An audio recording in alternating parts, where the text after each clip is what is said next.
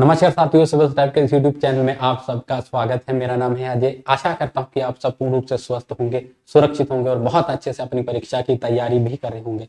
तो चलिए दोस्तों, आज की इस वीडियो को आरंभ करते हैं। आज की ये वीडियो उन विद्यार्थियों के लिए बहुत ही लाभदायक सिद्ध होगी जो HP टेट LT परीक्षा की तैयारी कर रहे हैं और जिनका लक्ष्य है हिमाचल में हिंदी अध्यापक बनने का। तो इस वीडियो को अंत तक जरूर देखें। आज हम चर्चा करने वाले हैं HP टेट LT की जो परीक्षा होती है उसका पाठ्यक्रम क्या है, किन किन विषयों को पाठ्यक्रम में सम्मिलित किया गया है, किन किन विषयों से प्रश्न आते हैं, तो उन पर हम विस्तार से चर्चा करेंगे। तो चले आज की वीडियो को आरंभ करते हैं। तो दोस्तों आइए जानते हैं हिंदी टेट LT की परीक्षा। देखें, जो HP बोस द्वारा ये जो परीक्षा ली जाती है और इसमें 150 प्रश्न पूछे जाते हैं। 150 प्रश्न पूछे जाएंगे, जिसमें से 30 प्रश्न जो होंगे जनरल अवेयरनेस और EVS के होते हैं। बाकी 120 प्रश्न जो आपके विषय से संबंधित अर्थात हिंदी, जो कि हम बोल सकते हैं स्नातक स्तर के जो प्रश्न आपको इसमें पूछे जाते हैं, हिंदी के प्रश्न पूछे जाएंगे 120। तो 120 प्रश्न आपको हिंदी के पूछे जाएंगे। तो आपको हिंदी बहुत अच्छे से पढ़नी है। और अब बात करेंगे कि हिंदी में हमें पढ़ना क्या क्या है।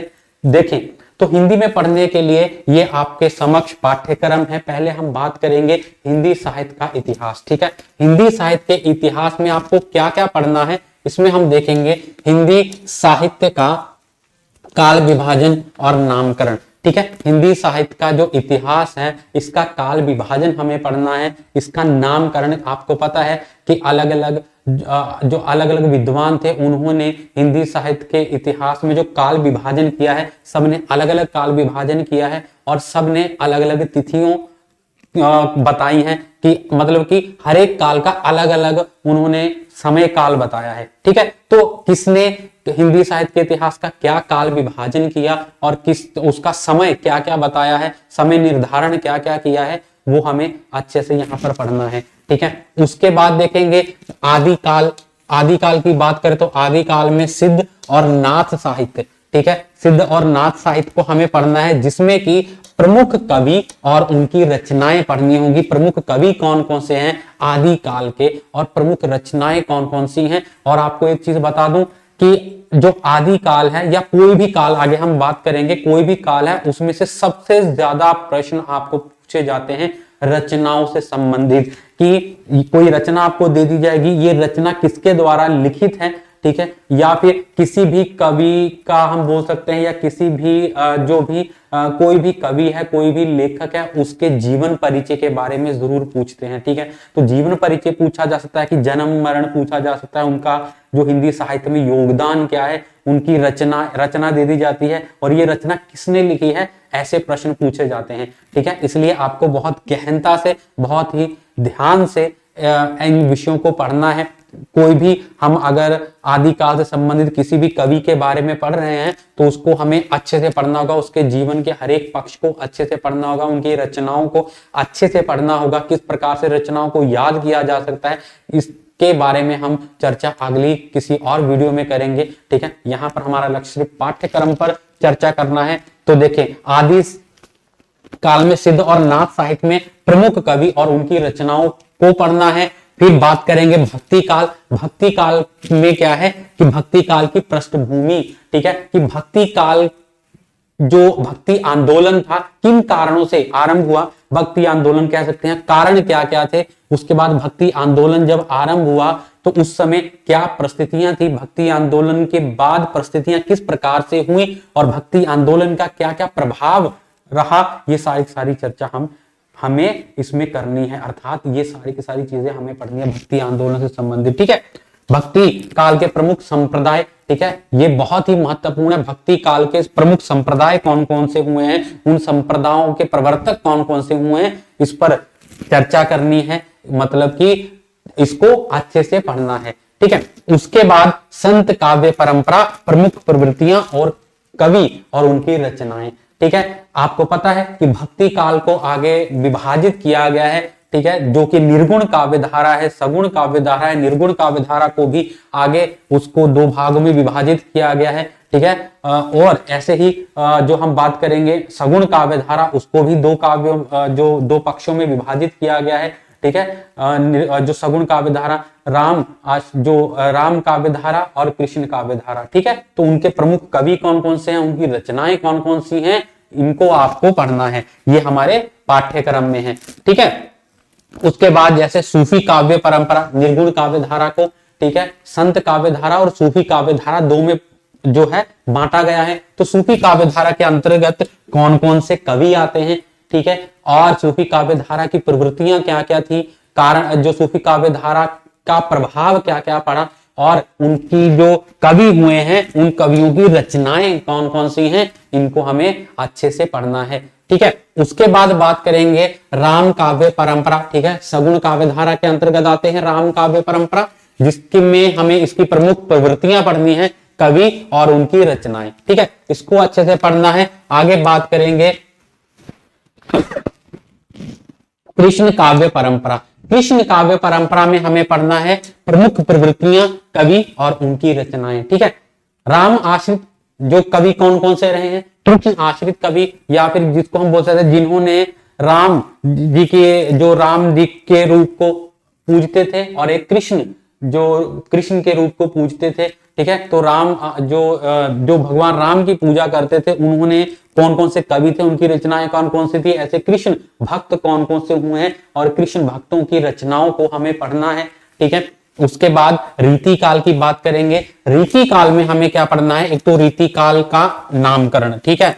रीतिकालीन युगीन सामाजिक सांस्कृतिक पृष्ठभूमि, ठीक है। सामाजिक पृष्ठभूमि क्या थी जब रीति काल आरंभ हुआ, ठीक है। सामाजिक परिस्थिति क्या थी, सांस्कृतिक पृष्ठभूमि क्या थी, रीति काल का नामकरण पढ़ना है, और सीमांकन बहुत ही महत्वपूर्ण। नामकरण तो आपको सबका पता होना चाहिए कि नामकरण किसने क्या किया है, और उसका सीमांकन, ठीक है, या फिर हम बोल सकते हैं उसकी जो समय सीमा में पढ़नी है कि अगर रीति काल को किसी ने श्रृंगार काल कहा है तो उसका समय क्या क्या रहा है, और किसने श्रृंगार काल कहा है, ठीक है। तो इन चीजों को हमें अच्छे से पढ़ना है। रीति काल की प्रमुख काव्य धारा, रीतिबद्ध, रीति सिद्ध और रीति मुक्त, ये जो काव्य धारा है रीति काल की, इन काव्य धाराओं में जो रीति मुक्त कवि कौन कौन से हुए हैं, रीति मुक्त कवियों ने कौन कौन सी रचनाएं की हैं, इनको अच्छे से पढ़ना है, ठीक है, कवि और उनकी प्रमुख रचनाएं, ठीक है। उसके बाद बात करेंगे आधुनिक काल की। तो आधुनिक काल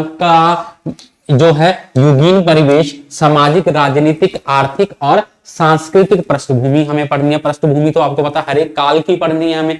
उसके बाद 1857 की क्रांति और सांस्कृतिक पुनर्जागरण। 1857 की क्रांति हुई थी, वो क्रांति क्या थी, पुनर्जागरण, उसमें कैसे पुनर्जागरण हुआ, इसको पढ़ना है। भारतेंदु और उनका युग, प्रमुख प्रवृत्तियां, कवि और उनकी रचनाएं, ठीक है। प्रमुख प्रवृत्तियां कौन कौन सी रही हैं, काव्य रचनाएं कौन कौन सी रही हैं, भारतेंदु युगीन। उसके बाद महाप्रसाद द्विवेदी और उनका युग। महाप्रसाद द्विवेदी और उनका युग कौन कौन सा रहा है, प्रमुख प्रवृत्तियां, कवि और उनकी रचनाएं, ये आपके पाठ्यक्रम में है, ठीक है। उसके बाद आ गया छायावाद। छायावाद के प्रमुख कवि और प्रवृत्तियां कौन कौन सी थी, और उन कवियों की रचनाएं कौन कौन सी रही हैं, इसको हमें पढ़ना है। उसके बाद आ गया छायावादोत्तर हिंदी काव्य। छायावाद का जो काल था, ठीक है, छायावादोत्तर हिंदी कविता, इसमें प्रगतिवाद किसे कहा जाता है, प्रगतिवादी कवि कौन कौन से हैं, उनके द्वारा की गई रचनाएं कौन कौन सी हैं। उसके बाद प्रयोगवाद का समय क्या क्या है, प्रयोगवाद किसे कहा जाता है, प्रयोगवाद के कवि कौन कौन से हैं, उनकी रचनाएं कौन कौन सी हैं, ठीक है। उसके बाद नई कविता। नई कविता का युग कौन सा था, नई कविता का समय कौन सा रहा है, नई कविता के कौन कौन से कवि रहे हैं, और नई कविता की जो रचनाएं, जिन्होंने रचनाएं की हैं, उन रचनाओं को हमें याद करना है कि ये जो रचना इस कवि की है, ये जो रचना इस कवि की है, ठीक है। और ये थोड़ा सा कठिन है रचना को उसके समय के साथ याद करना, परंतु यहाँ से बहुत ज्यादा प्रश्न पूछे जाते हैं, तो इन विषयों को आपको अच्छे से पढ़ना ही होगा, ठीक है। उसके बाद आ गया समकालीन हिंदी कविता, प्रमुख प्रवृत्तियां, कवि और उनकी रचनाएं। समकालीन हिंदी कविता को हमें यहां पर पढ़ना है। समकालीन हिंदी कविता कौन सा युग था, किसे कहा जाता है, इसके कवि कौन कौन से हुए हैं, उनकी रचनाएं कौन कौन सी हैं, इसे हमें अच्छे से पढ़ना है। ठीक है, उसके बाद बात करेंगे गद्य साहित्य की। तो आधुनिक गद्य साहित्य में हिंदी गद्य का उद्भव और विकास, ठीक है, इसे पढ़ना है। गद्य किसे कहा जाता है, गद्य का उद्भव कैसे हुआ, विकास किस प्रकार से हुआ, ठीक है, नवजागरण आंदोलन और आधुनिक काल। ठीक है, फिर ये वाला विषय आपको दिया गया है, नवजागरण आंदोलन किसे कहा गया है और आधुनिक काल किसे कहा गया है। हिंदी की विविध गद्य विधाओं का उद्भव और विकास, जो विभिन्न गद्य विधाओं का विकास हुआ वो कौन कौन सी थी। उसके बाद हिंदी कहानी का विकास, प्रमुख कहानी आंदोलन, कहानीकार एवं उनकी रचनाएं, ये हमें पढ़ना है। कहानी, जो हिंदी कहानी का विकास किस प्रकार से हुआ, इसी प्रकार से उपन्यास का विकास, प्रेमचंद्र पूर्व उपन्यास कौन कौन से हुए हैं, ठीक है, प्रेमचंद्र युगीन कौन कौन से हुए हैं और उनके बाद के उपन्यास, प्रेमचंद्र के बाद के उपन्यास कौन कौन से लिखे गए हैं, उन उपन्यासों की विशेषता कौन कौन सी है, ठीक है, ये हमें पढ़ना है। उसके बाद आ गया हिंदी नाटक का उद्भव और विकास। नाटक में भारतेंदु युगीन नाटक, प्रसाद युगीन नाटक, प्रसादोत्तर युगीन नाटक, ये सारे के सारे इनके नाटक कौन कौन से हुए हैं, नाटककार कौन कौन से हैं, समय सीमा क्या क्या रही है, हर एक नाटक कब लिखा गया, जो नाटक को किसने लिखा है, ठीक है, उस नाटककार का जीवन परिचय, ये भी, ठीक है। उसके बाद आ गया हिंदी निबंध का उद्भव एवं विकास, रचना और रचनाकार, हिंदी आलोचना का उद्भव और विकास, प्रमुख आलोचक और रचनाएं और स्त्रीवादी आलोचना, ठीक है, ये सारे के सारे विषय हैं। उसके बाद आ गया हिंदी की अन्य गद्य विधाएं। हिंदी की अन्य गद्य विधाओं में रेखा चित्र, संस्मरण, डायरी, रिपोर्टाज, जीवनी, आत्मकथा, यात्रा साहित्य, रचनाकार और उनकी रचनाएं। देखो किन किन की रचनाएं, हमें कौन कौन सी रचनाएं पढ़नी है। रचनाएं देखो, रेखा चित्र कौन कौन से लिखे, जो प्रमुख रेखा चित्र कौन कौन से हैं, ठीक है, और उस रेखा चित्र को लिखा किसने है, रेखा चित्र कब लिखा गया। उसी प्रकार से संस्मरण किसे कहा जाता है, संस्मरण कौन कौन से प्रसिद्ध संस्मरण है, उनके उन संस्मरणों को किन लेखकों ने लिखा है। ऐसे ही डायरी, रिपोर्टाज किसे कहा जाता है, जीवनी, आत्मकथा, यात्रा साहित्य किसे कहा जाता है, प्रमुख यात्रा साहित्य, वो हमें पढ़ने हैं, ठीक है। उसके बाद आ गया विविध अस्मिता विमर्श, स्त्री विमर्श, दलित विमर्श, आदिवासी विमर्श तथा वैचारिक जो आधार है, प्रमुख प्रवृत्तियां, इनको हमें पढ़ना है। रचनाकार, उनके रचनाकार कौन कौन से हैं। हिंदी पत्र पत्रिकाओं का उद्भव और विकास, पत्र पत्रिकाओं का उद्भव और विकास कौन कौन सा, यहां से बहुत ज्यादा प्रश्न पूछे जाते हैं। हिंदी की प्रथम पत्रिका कौन सी है, ठीक है, जो उसके बाद ऐसे हिंदी का प्रथम उपन्यास कौन सा है, ऐसे पूछे जाते हैं, ठीक है। तो पत्र पत्रिकाओं से, उपन्यास से बहुत ज्यादा प्रश्न पूछे जाते हैं। उसके बाद व्याकरण भाग की बात करें, हिंदी साहित्य के बाद व्याकरण से भी आपको प्रश्न पूछे जाएंगे। तो व्याकरण में हमें किन किन विषयों को पढ़ना है, कौन कौन से विषयों को सम्मिलित किया गया है पाठ्यक्रम में, देखेंगे। सर्वप्रथम है हिंदी वर्ण, स्वर एवं व्यंजन। स्वर और व्यंजन में हिंदी भाषा के शब्द हमें पढ़ने हैं, ठीक है, हिंदी भाषा के शब्दों को हमें पढ़ना है। हिंदी भाषा के शब्द जैसे कि बोल सकते हैं तत्सम शब्द, तद्भव शब्द, ठीक है, कौन कौन से होते हैं, तद्भव शब्द किसे कहा जाता है, तत्सम शब्द किसे कहा जाता है, शंकर शब्द होते हैं, ठीक है, और उसके बाद देशिज शब्द होते हैं, विदेशी शब्द होते हैं, ये सारे के सारे। इसमें वर्ण विचार आता है, वर्ण विचार भी पहले हमें वर्ण विचार पढ़ना है। वर्ण विचार किसे कहा जाता है, जिसमें स्वर कौन कौन से होते हैं, व्यंजन किसे कहा जाता है, स्वर के प्रकार आपको पता ना, हर्षक, दीर्घ, प्लुत, तो कौन कौन से, इनकी पहचान क्या है, ये सारी की सारी चीजें हमें पढ़ने हैं, ठीक है। उसके बाद आ गया पर्यायवाची, ठीक है, पर्यायवाचियों को पढ़ना है। पर्यायवाची आपको पता है, एक शब्द को और कैसे मतलब अलग अलग उनको, जैसे कि सूर्य हो गया, भास्कर, दिनकर, रवि, ठीक है, तो उसके पर्यायवाची हो गए, तो ये पर्यायवाची हमें पढ़ना है। उसके बाद आ गया विलोम शब्द, ठीक है, तो विलोम शब्द विपरीतार्थक शब्द भी बोला जाता है, इसका अभ्यास करना है। वर्तनी, वर्तनी बोला जाता है, स्पेलिंग्स, ठीक है, तो वर्तनी अशुद्धि, कई बार आपको कोई शब्द दे दिया जाता है और उसमें पूछा जाता है इसकी वर्तनी शुद्ध करके लिखें या अशुद्ध वर्तनी वाला शब्द इसमें से ढूंढें, तो वो वर्तनी में प्रश्न पूछा जाता है। संज्ञा, सर्वनाम, विशेषण, ठीक है, ये जो विषय हैं इनसे प्रश्न पूछे जाते हैं। क्रिया विशेषण, कारक, समास, संधि, वाक्यांश के लिए एक शब्द, मुहावरे, लुकोक्तियां, अलंकार, ये सारे के सारे विषय। अलंकार कौन कौन से हैं, लुकोक्तियां, मुहावरे, ठीक है, ये सारा का सारा व्याकरण आपको पूछा जाएगा। तो ये था हमारा हिंदी का पाठ्यक्रम। आशा करता हूं कि आपको हिंदी के पाठ्यक्रम, जो विद्यार्थी HPLT टेट की तैयारी कर रहे हैं तो उनको ये पाठ्यक्रम पढ़ना होगा। और ये मेरी आशा है कि जो मैंने आपको पाठ्यक्रम बताया इसमें किसी प्रकार का कोई आपका प्रश्न नहीं होगा, किसी प्रकार की कोई संशय नहीं होगा। अब आपको ये पता है कि हमारे पास ये पाठ्यक्रम है। अब पाठ्यक्रम को किस प्रकार से हमें पढ़ना है, कौन कौन सी किताबें हमें पढ़ना है, ये भी वीडियो में जल्द ही आपके समक्ष लेकर आऊंगा। तो पहले पाठ्यक्रम को अच्छे से आप देख ले और इस पे आपको देख लेना है कि कौन कौन से विषय, आप जिन विषयों को आपने पढ़ा है या जो विषय आपको आसान लगते हैं उनको आपको अलग छांट लेना है, और जो विषय आपको कठिन लगते हैं उनको अलग छांट ले। फिर आप जो कठिन विषय हैं उन पर पहले अभ्यास, पता है कि जो कठिन विषय उसको ज्यादा पढ़ना पड़ता है, ज्यादा अभ्यास की आवश्यकता पड़ती है, तो उस विषय को हमें, उन विषयों को अच्छे से पढ़ना है। इसलिए कठिन और सरल दो श्रेणियों में अपने विषयों को बांट ले, ठीक है। तो उसके बाद कैसे हमें परीक्षा की तैयारी करनी है उस पर भी चर्चा करेंगे। आज की वीडियो में बस इतना ही।